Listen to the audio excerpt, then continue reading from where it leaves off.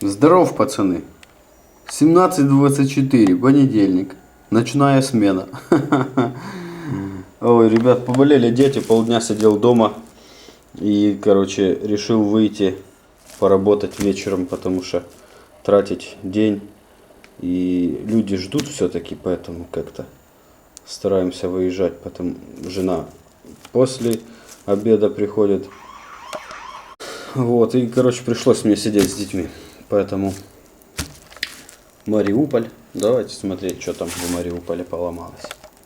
Зубр, пацаны. Зубр — это трехэтажный мосфетовский аппарат. Он же этот самый Дон 250P. И такой он хороший. Обалденный аппарат. И с этим, с осциллятором еще. Вдобавок ко всему. Разбираем. Давайте посмотрим. Итак, ребят, смотрите. Красавец. Все классно, красиво.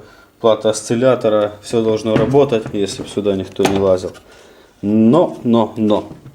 Прикол. Это не я раскусил, это вот так было. Видите, что это такое? Кто знает, что это такое?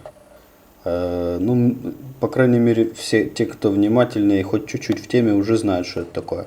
Это нагрузочное сопротивление токового трансформатора, которые отвечают за защиту потоку. И видите, этот клиент рассказывает, говорит, сначала один резистор исключил, потом второй. Вроде лучше работать стало, потом вообще перестало. Вот. И так я подозреваю, что она, наверное, в защиту входила. Но что он туда полез, непонятно. Нельзя так делать, ни в коем случае. Трогать там ничего нельзя. Поймите, значит, должны усвоить. Вот эти аппараты, это очень грамотная защита. И если она срабатывает, значит, всегда есть на то причина. Очень редко, когда она просто так себе, то есть, практически не встречается. Бывает, но очень редко. Зачастую есть всегда причина. Причин может быть много, и тех, допустим, кто пишет, вот у меня становится такой аппарат защиты. Что может быть? Может быть все, что угодно. То есть, реально, причин очень много. Поэтому, ребят, когда вот такая вот штука, те, кто не в теме, лучше самим не лезть. Ищите мастера, который в теме и который вам сделает все правильно, как надо. А не вот это вот ставить перемычки и потом думать, что оно перестало работать. Поэтому сейчас я тестерам прозвоню, все разберемся, что, как, где и почем, да и будем знать, в чем причина. Смотрите, еще хочу обратить внимание, плата управления паянная, причем паянная очень коряво. И весь он в такой каком-то, плата сама в каком-то белом налете непонятном. Я еще не видел такую штуку. Ну да ладно, сейчас разбираемся. Ребят, клиенту дозвониться не могу, блин. Вот, поэтому смотрим как есть. Значит, основная жалоба клиента, если я правильно помню, была на то, что он плохо варит. Давайте померим его выходной ток. Запуск. Ток холостого хода хороший. Вентилятор на 220. Отжиг смотрим. Тянет, надо подрегулировать. Нагрузили. Видите, он совсем маленький ток первичный. И смотрим, что может. Значит, есть у нас соточка. И вот он. Чуть больше 140, даже до 150 не дотягивает. Как бы показатель. Нужно немножечко его докрутить. Тем более еще если и сеть просажена, то ясный перец, что он варить нифига не будет на таком токе. Не будет хватать мощности для электрода. Вот, так, значит, давайте я подрегулирую. Значит, поджиг регулируется вот. Ток регулируется вот тут-то. Крутим, вертим. Так, поджиг настроил. Смотрим. Четкий, уверенный, стабильный поджиг. Нагрузили, навалили. Так, соточка. Есть соточка. Крутим дальше. Вот, почти 180 ампер, 170. Норма. Будет работать намного повеселее аппарат. Так, по-моему, есть еще один момент в плане осциллятора. Давайте смотреть. Так, запуск. Там лампочка включена, все дела. Переводим в режим тик. Кнопочку пинцетиком закорачиваем. Должен включиться шим. Невидимо, вот его. И ничего не происходит. Должен включиться шим, этот самый, сработать клапан и начать работать осциллятор. Ничего этого не происходит. Давайте разбираться почему. Итак, пока еще не начал ничего крутить, наблюдаем вот такую штуку. Что-то явно тут и не очень. Не знаю, что это такое, сейчас посмотрим.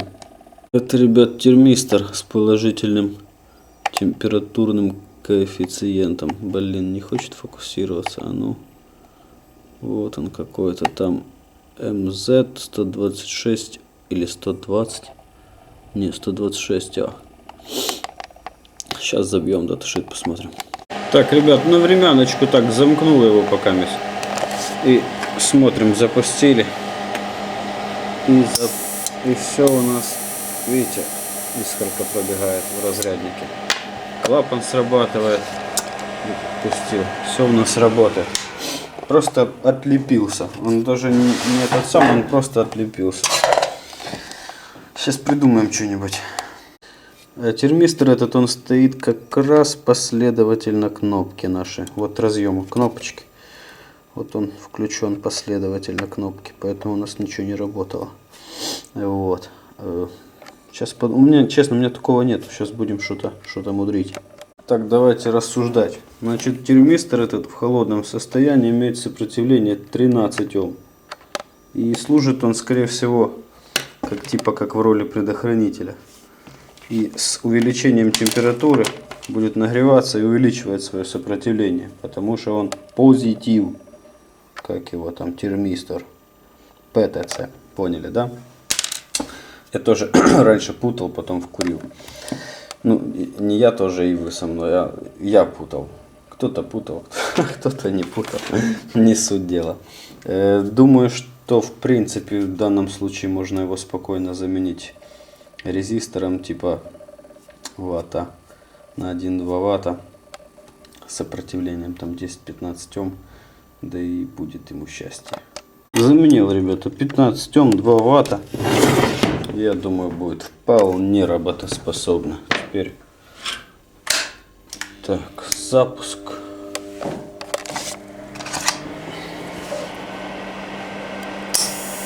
Жужжит.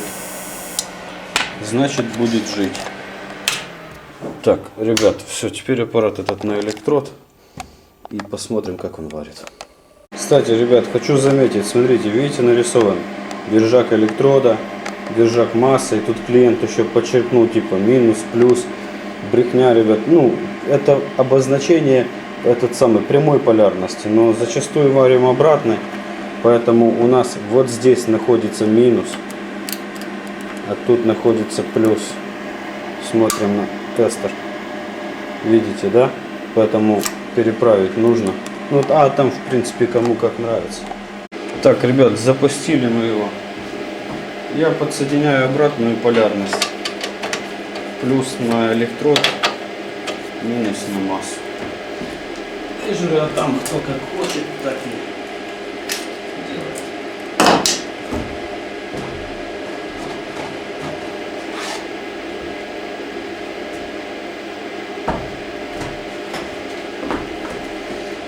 Так, пробуем. Ток минимальный, поехали.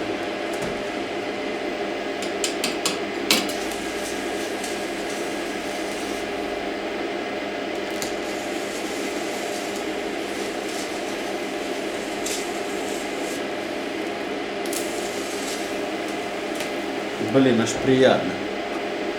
Добавили.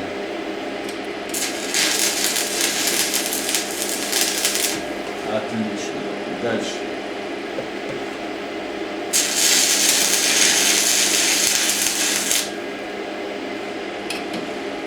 И вот он у нас встал в защиту. Смотрим. Защита. Снимаем крышку, разбираемся.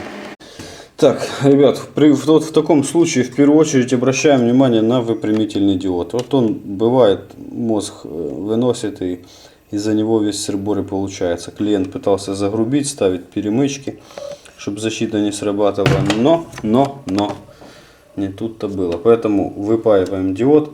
Его в принципе, я просто работу преобразователя уже проверил, там как бы докопаться не до чего. Все в норме, то есть преобразователь работает правильно, симметрично, ровно, как положено. То бишь это больше смахивает на ложное срабатывание защиты. Ну а там бог его знает, будет видно дальше. Поэтому я советую этот диод просто бездумно брать и менять. Сейчас тебе скажут, да, так просто взял, поменял, вот это. Ребят, по той причине, что даже если в нем есть проблема, просто так ее не вызвонить. Сейчас паяльничком дотронешься к нему, захочешь выпаять, а он раз и восстановится переход. Поэтому это уже практика не один раз пройдена. Поэтому тут как-то так. Так, ребят, заменил я диодик выпрямительный. И заменил два стабилитрона. Вот они вон там находятся. Вон, видите? Под транзисторами. Поскольку наблюдалась разница в показаниях. Они 15-вольтовые стабилитроны, которые управляют вот этими вот транзисторами усилительного каскада. Раскачки, скажем так. Тоже очень важная штука. Поэтому заменили и пробуем. Я думаю, тут можно без слов. Знаете, что самое печальное? То, что он-то на балласте себя классно чувствует. Та же высоточка вот стоит сейчас 100 ампер. Там 7 с копейками, почти 8, нормально все.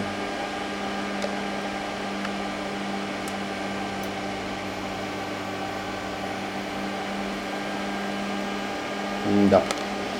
А вы спрашиваете, что делать? Иногда сам сидишь с этой защитой и думаешь, что с ней делать. А без опыта инструмента тут вообще нефиг лазить. Ну да ладно, давайте мозговать. Нашел я причину, пацаны, почему эта зараза в защиту встает. Но пока мне до сих пор непонятно, почему на балласте это не проявлялось. Значит, а вот сейчас, как говорится, есть такая пословица в автолюбителей: хороший стук вылазит наружу. Вот, собственно, он и вылез. Видите затворное сопротивление? И знаете, что самое прикольное? Смотрите. Этот транзистор, у него переход целый. Скорее всего, поэтому все и работало хоть как-то. У него переход целый. Да, ешкинка. Надо штатив ставить, так не хочется. Видите, переход целый. А затвор выбитый. Вот она и беда. Ну ладно, это не самая большая беда. Большая беда в том, что смотрите, что за транзистор. Беда в том, что у меня нету таких транзисторов. Это какой-то TSA 20N50M. Нету у меня таких. Это не знаю, что это за транзисторы. Ну, полевой транзистор 500 вольтовый, 20 амперный. Но именно такого у меня нету. Лепить что-то левое туда нет. Менять все целиком, денег до утра. Вот я и думаю, что мне робить. И еще раз это доказывает о том, что защита по току просто так не отрабатывает. Бывает, конечно, и ложно, но зачастую всегда есть причина. Видите, как она, блин, сразу не вылезает, она то есть, то нема. Вот как-то так. Неприятно. А еще более неприятно, что этих транзисторов нет ни на космодроме, ни на Вороне. Какие-то, видно, старые уже транзисторы, эти TSA 20N50. И никто их не продает. Печаль. Ну ладно, сейчас буду думать, что делать. Либо придется кастрировать на один транзистор. Итак, ребят, короче, принял решение следующее. Значит, в первую очередь попробую кастрировать по одному транзистору, сделать по 2 транзистора на плечо каждое. И попробуем погонять его на электроде, выставим ток 160 ампер. этот самый, и попробуем, как он себя будет чухать. Если он себя будет чухать нормально, входа в защиту больше не будет, то будет два варианта развития событий. Первый оставляем так, как есть. Второй, меняем все транзисторы на этот самый, ну, на другие распространенные полевики. В частности, там есть 23 на 50. Короче, те, которые есть в наличии, и те, которые ходят, и все у них нормально. Вот, поэтому проводим кастрацию. И, ребят, смотрите, вытер термопасту. Смотрите, какую штуку обнаружил. Видите, да, повреждение прокладочки? Но я думаю, вряд ли это стало причиной, потому что здесь нет ответа. Ну, ответного. Если бы прошивало, шило, было бы видно по транзистору. Но имеет место быть. Так, ребят, кастрация прошла успешно, и убрал я по транзистору с плеча. Запускаем, включаем, нагружаем. Нагрузили, навалили. Смотрим максимальный ток, выгнал где-то на 160 ампер. Норма. Давайте пробовать в работе ее. Подключили, запустили. Смотрим. Ток минимальный, отжиг.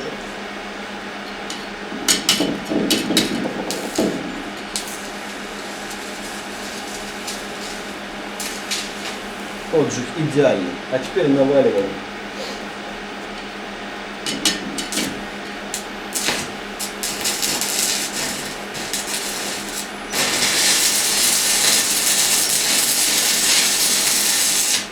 Максимальный ток.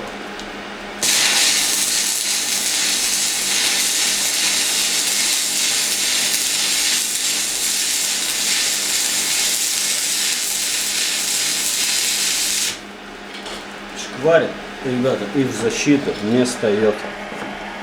Вот вам и прикол. А вы спрашиваете, куда лезть, когда защита срабатывает?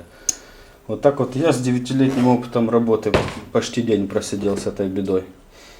А вы говорите. Поэтому сейчас отзваниваемся клиенту, решаем, что будем делать дальше. Ну и пока все. Ребят, клиент сказал делать по уму. Ставить все транзисторы новые. Заодно поменяются все затворные сопротивления. Потому что, ну, коль тут одно выгорело, я уже все новые поставлю. Ну и вам покажу результат уже по проделанной работе. У меня на камере 2 минуты осталось. Смотрите прикол, ребята.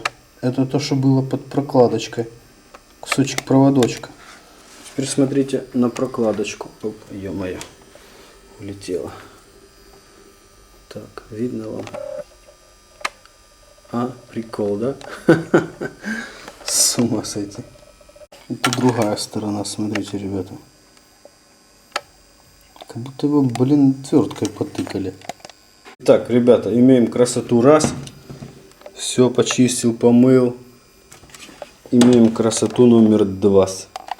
Тут ремставочку сделал, там тоже ремставочку сделал, потому что из-за одного нет смысла всю менять. Все, ребят, в нагрузку смотрим. Так, пацаны, отрегулировал ток. Максимальный ток почти там 180 ампер. Ну, 180 где-то у меня контакт хреновенький. Так, все. Так, ребята, 1 минута осталась. Варим. Так, я кручу и варю.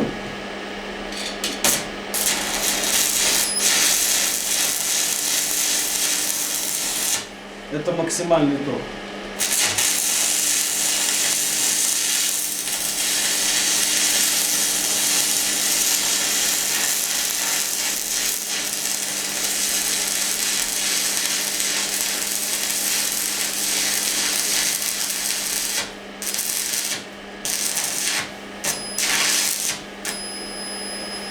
Ток сбрасывает.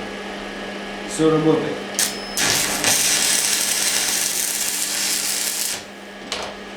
Все, ребят, работает как надо. Время заканчивается. Ребята, Зубра Тига 250 отремонтировали. Будет жить долго и счастливо. Всем счастья, добра, здоровья. Пока и удачи, пацаны.